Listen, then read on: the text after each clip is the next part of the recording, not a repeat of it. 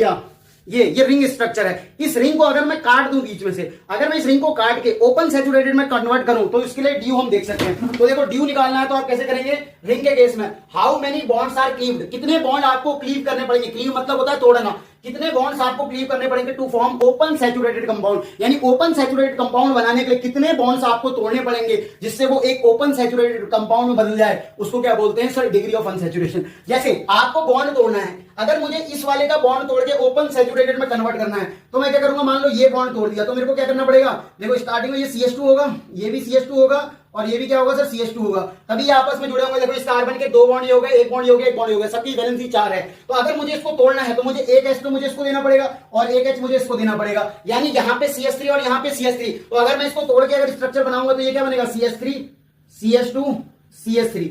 ये देखो आपने क्या किया, एक रिंग वाले स्ट्रक्चर को क्या कहते हैं, एक बॉन्ड क्लीव करके आपने किस में कन्वर्ट किया, CH3 CH2 CH3 में। यानी कि अगर आपको रिंग को तोड़ना है तो यहां पे देखो एक रिंग में अगर एक पाई बॉन्ड तोड़ना है, मतलब पाई बॉन्ड सॉरी, एक रिंग में अगर एक बॉन्ड क्लीव करना है तो आपको एक H2 मॉलिक्यूल रिक्वायर है। जैसे अगर मेरे आपको कितना लगा सर, एक H2 मॉलिक्यूल यानी DU1 हो गई। ऐसे ही आप इसमें भी करोगे, एक H यहां लगेगा, एक H यहां लगेगा, एक ही लगेगा, और अगर आप इसको भी तोड़ोगे तो एक ही H लगेगा। तो आपको एक ऑब्जर्वेशन आ रही होगी, अगर मैं रिंग की बात करूं तो रिंग में भी अगर एक रिंग है तो एक रिंग की DU कितनी होती है सर, 1 होती है। एक रिंग की DU कितनी होती है, 1 होती है। तो आज से याद रखना कि अगर आपको एक पाई बॉन्ड की ड्यू पूछे तो भी 1 है, यानी एक पाई बॉन्ड को तोड़ने के लिए आपको कितने H2 मॉलिक्यूल रिक्वायर चाहिए होंगे, एक चाहिए होगा। यानी डिग्री ऑफ अनसैचुरेशन या इंडेक्स ऑफ हाइड्रोजन डेफिशिएंसी कितनी होगी, 1 होगी। तो एक पाई बॉन्ड की ड्यू भी 1 होती है और एक रिंग की भी ड्यू 1 होती है।